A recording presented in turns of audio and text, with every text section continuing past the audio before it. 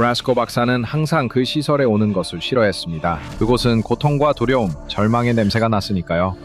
그녀의 실용적인 구두가 타일 위에서 딸깍딸깍 소리를 냈습니다. 소독약의 시큼한 냄새가 그녀의 콧 속을 찔렀습니다. 그녀는 모두에게 희망이 있다고 믿고 싶었지만 이제 심리학 분야에서 오래 일한 그녀는 많은 사람들에게 이곳이 감옥이나 다름없다는 것을 알고 있었습니다. 브라스코는 긴 복도 끝에서 멈췄습니다. 그녀는 문 너머로 그의 냄새를 맡았습니다. 심각한 물 공포증으로 목욕도, 샤워도, 심지어 양동이에 물을 담아 적신 걸레로 닦는 것조차 거부했습니다.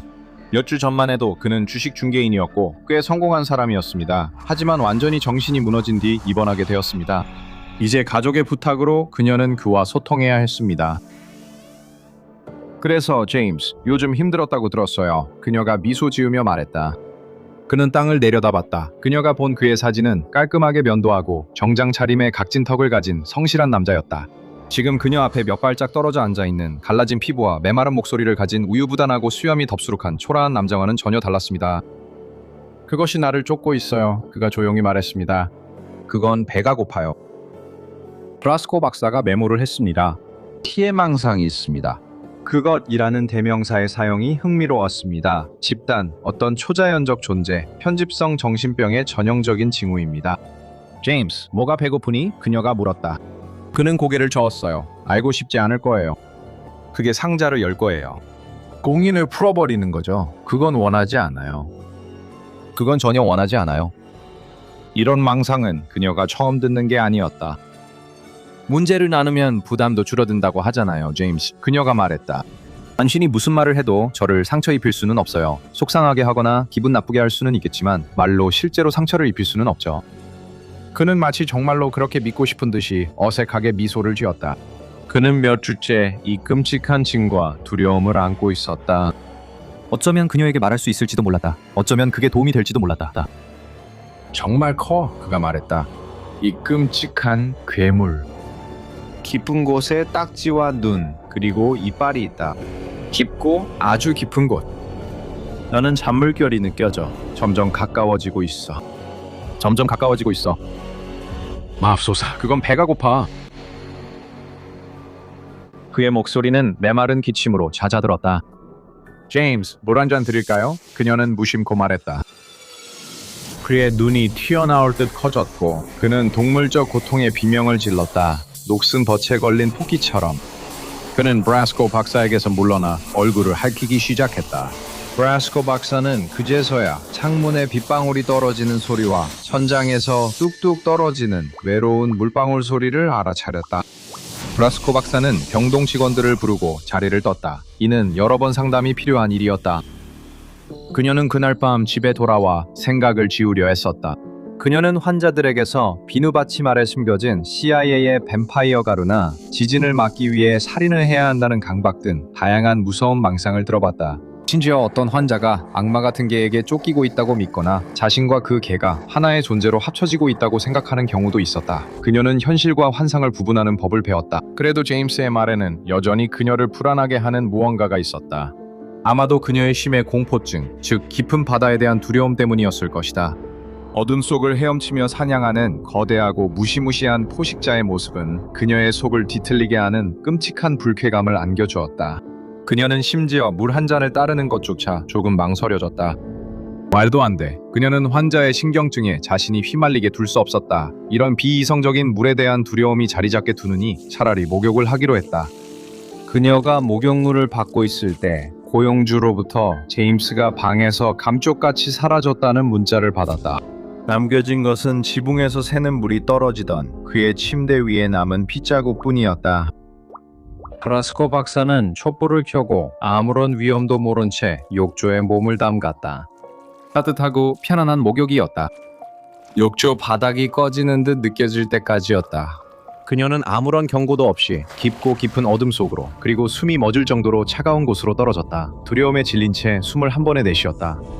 그녀는 거의 아무것도 보이지 않았다. 믿을 수 없고 불가능했다. 여긴 어디지? 깊은 바다 어딘가인 걸까? 이것은 모든 자연 법칙을 거스리는 일이었다. 브라스코는 어둠 속 움직임의 생각에서 깨어났고 곧 그 움직임이 가까이 다가왔다. 거대하고 괴물 같은 형체가 점점 더 가까워지고 있었다. 그녀와는 달리 이 세계에 맞게 태어난 존재였다. 거대한 이빨이 사방에서 벌어지며 물이 그녀의 마지막 비명을 앗아갔다. 그리고 그 턱이 쾅 하고 닫혔다. 물, 온통 물이야. 아니 잠깐, 소리 지르지 마. 비유였어. SCP-1128 같은 변칙 존재를 다루면 물공포증이 생길 수도 있어. 그래서 수중의 공포라는 별명이 붙었지. 그리고 저는 제 시청자와 구독자분들을 정말로 아끼기 때문에 지금 미리 경고해야 할 것 같아요. 사실 이 영상을 보는 것만으로도 이미 여러분은 위험에 처하게 된 겁니다. 자, 이제 너무 당황하지 마세요. 왜냐하면 이 특정 변칙 존재를 활성화시킨 후에도 사람들이 살아남을 수 있었던 검증된 방법을 알려드릴 거니까요. 그러니 꼭 집중해서 들어주시길 강력히 권장합니다. SCP-1128은 거대하고 항상 무섭게 묘사되는 수생생물로 뚜렷하고 극도로 위험한 정보재해적 특성을 가지고 있습니다.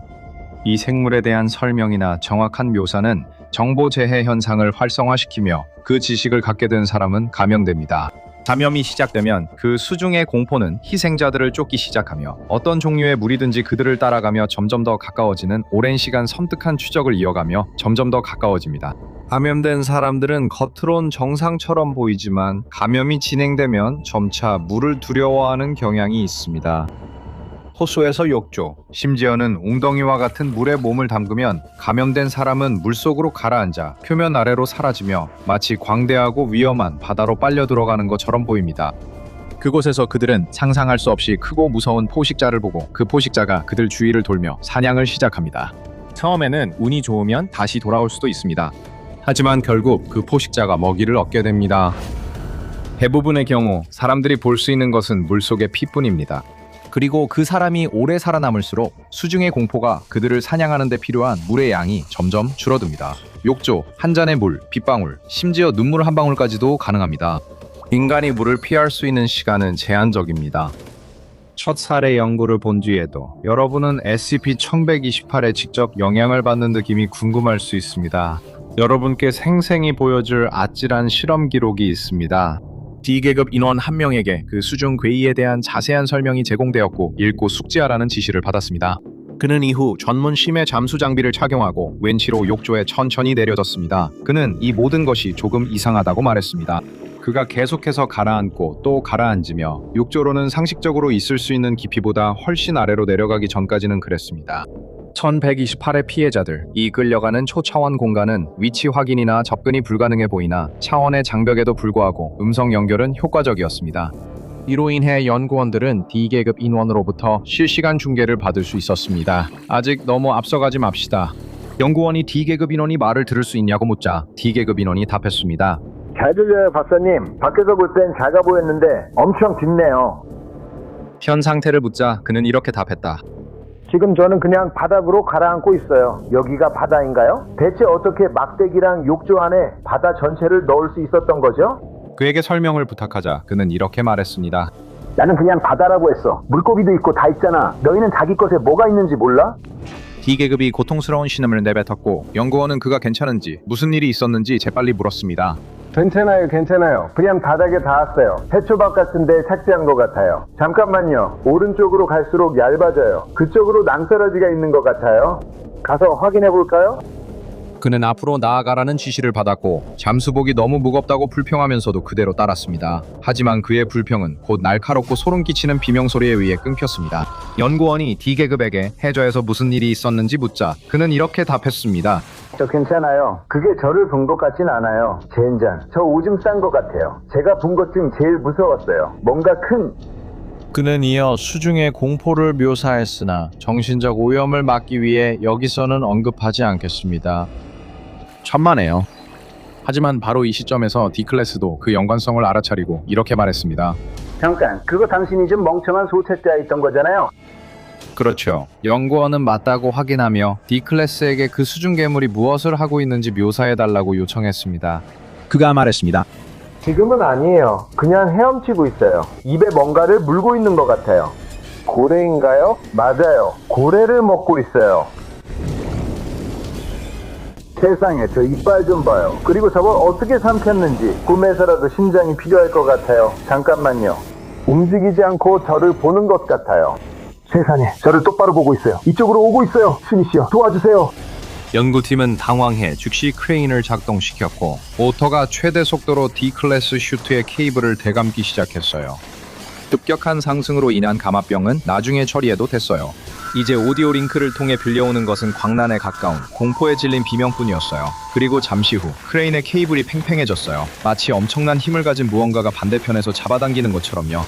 잠시 후 비명 소리가 멈췄어요. 욕조의 물이 피로 가득 물들었고 동시에 케이블이 느슨해졌어요. 크레인이 다시 한번 잡아당겼고 얼마 지나지 않아 심하게 달아 헤어진 고장력 케이블의 끝이 깊은 곳에서 끌려 올라왔어요. D클래스 요원과 잠수복 일부도 발견되지 않았습니다. 이것이 SCP-1128을 포함한 실험들의 첫 번째였지만 결코 마지막은 아니었어요. 이렇게 신비로운 것이라면 재단은 항상 변칙개체가 미치는 영향 전반을 조사하게 되어 있죠. 정보재해는 늘 흥미로운 문제예요. 서로 다른 변칙 현상에 관한 특정 사실만 알아도 위험한 문이 열릴 수 있으니까요. 재단은 첫 번째와 비슷한 실험을 했지만 이번에는 D계급 인원을 보강된 강철 케이지에 넣었습니다. 이 케이지는 해양 생물학자들이 자연에서 대형 상어 관찰에 쓰는 것과 유사했습니다. 재단은 이것이 D계급 인원이 이 변칙개체와의 조우에서 살아남는 데 도움이 될지 아니면 최소한 더 많은 유용한 정보를 제공할 만큼 오래 생존하게 할 수 있을지 궁금해했습니다. 예상대로 재단이 기대한 두 가지 모두 뜻대로 되지 않았고 그들은 D계급 인원을 케이지에 가둔 채 더 큰 수조로 내리고 완전히 잠수시켜 깊은 곳까지 가라앉혔습니다. 그는 첫 번째 D계급 인원과 비슷한 시각적 현상을 보고했고 곧 수중의 공포가 케이지를 공격했습니다. 줄이 팽팽해지자 크레인은 케이지를 끌어올리려 했습니다. 잠시 동안의 몸부림 끝에 크레인은 케이지를 끌어올렸지만 남아있는 것은 형체를 알아볼 수 없을 정도로 망가진 케이지뿐이었습니다. D계급 인원의 남은 부분은 아무리 좋게 말해도 덩어리라고밖에 할 수 없었습니다. 이 실험은 매우 유익한 실패로 간주되었습니다. 이번에는 재단이 또 다른 D계급 인원을 케이지에 넣어 심연으로 내리기로 했습니다. 하지만 이번에는 케이지 자체를 기밀 변칙 현상을 이용해 인장 강도를 상상할 수 없을 정도로 높였습니다. 수중의 공포가 그 케이지를 부수려면 지금까지 전례 없는 수준의 힘을 발휘해야만 했습니다. 그래서 그들은 이번 실험이 흥미롭고 다사다난할 거라고 확신했습니다. 그리고 그들의 예상과는 다르게 그들은 옳았습니다. 고장력 케이블이 다시 느슨해지기 전에 줄에서는 격렬한 흔들림이 있었고 우리 안에서는 비명이 들렸습니다. 연구원들이 다시 끌어올리자 반대편에는 아무것도 없고 너덜너덜한 케이블만 남아 있었습니다. 이번엔 별일 없던 듯 했지만 재단 기동 특무부대 Sea Devils 메시지로 상황이 바뀌었습니다. 그들은 대서양에 상시 배치된 관측선 중 한 곳 근처에서 이상한 견칙 현상을 발견했습니다. 완전히 손상되지 않았지만 비어있고 잃어버린 우리 케이지가 발견됐습니다. 그들이 그것을 바다에서 끌어올렸을 때 금속에는 실종된 D계급 인원의 것으로 확실히 확인된 혈흔과 정체불명의 배설물이 묻어있는 것이 발견되었습니다. 이것도 귀중한 데이터였습니다. 이미 물리법칙을 깨는 존재에게는 그 공포가 느끼는 굶주림을 물리적으로 막을 방법이 없었습니다. 공격적으로 나가면 어떨까요? 그 질문이 다음 실험에 영감을 주었습니다. 잠수복을 입은 D계급 인원이 감염된 상태로 강력한 변칙 투사체 무기를 들고 적대적인 유기체에 맞서기 위해 물속으로 내려가게 된 것이죠. 수중의 공포를 상처 입힐 수 있다면 이 치명적인 변칙적 위협을 억제하거나 무력화할 효과적인 방법을 찾는 것입니다. 더 정확한 데이터를 위해 D계급 인원 슈트에 실시간 영상 장치를 달았습니다. 이로 인해 영상을 보는 모두에게 정보재해 감염 위험이 있었습니다. 관찰실에 있던 사람들은 그 끔찍한 괴물이 탁한 물속 어둠 속에서 우리로 다가올 때 바다 공포증처럼 몸을 움찔거렸습니다. D계급 인원은 정상적인 인간처럼 공포에 질려 패닉에 빠져 수중 괴물에게 무기를 발사했습니다. 연구원들은 긍정적인 결과를 원했지만 아무 소용이 없었습니다. 오히려 그 공격으로 인해 괴물은 분노한 듯 보였고 남자의 존엄성과 연구원들의 정신 건강을 위해 다행히도 괴물이 공격할 때 영상이 끊겼습니다. 물리적으로 이 수중 괴물을 막거나 해칠 방법이 없어 보이자 연구원들은 순수한 물이 아닌 다른 액체 환경에서도 이 괴물이 여전히 위협이 되는지 개인적인 호기심에서 마지막으로 한 번 더 실험을 하기로 했습니다. 이를 위해 연구원들은 감염된 D계급 인원을 점성이 낮은 비수성 액체가 담긴 큰 통에 집어넣었고 아무런 부작용이 나타나지 않는 것을 보고 놀라셨습니다. 면역을 받는 것은 모든 액체가 아니라 정말로 물만이었습니다. 하지만 한 연구원이 이 연구에 다음과 같은 메모를 남겼습니다. 인용하자면, 좋아, 물이 아닌 다른 액체에서는 그 괴물로부터 안전할 수도 있지만 평생 특이한 화학물질을 마시고 목욕할 생각이 아니라면 별 도움이 되지 않을 거야. 그리고 그렇게 한다면 네 인생은 훨씬 짧아질 거야. 이것이 여러분이 꼭 기억해야 할 가장 중요한 점입니다. SCP-1128에 대해 안다고 해서 무조건 죽는 것은 아닙니다. 처음에 그것을 알게 된 기억을 지울 수 있는 클래스 C 기억 소고제가 있다면 말이죠. 그러니 걱정하지 마세요. 클래스 C 기억 소거제에 접근할 수 있고 그것을 사용하는 방법만 안다면 여러분은 괜찮을 겁니다. 바다의 공포로부터 자신을 지키고 싶으신가요? 그렇다면 제 영상 다시는 수영하기 싫어지게 만드는 물 관련 SCP-16을 꼭 확인해 보시거나 나머지 기밀 변칙 영상들도 탐험해 보세요.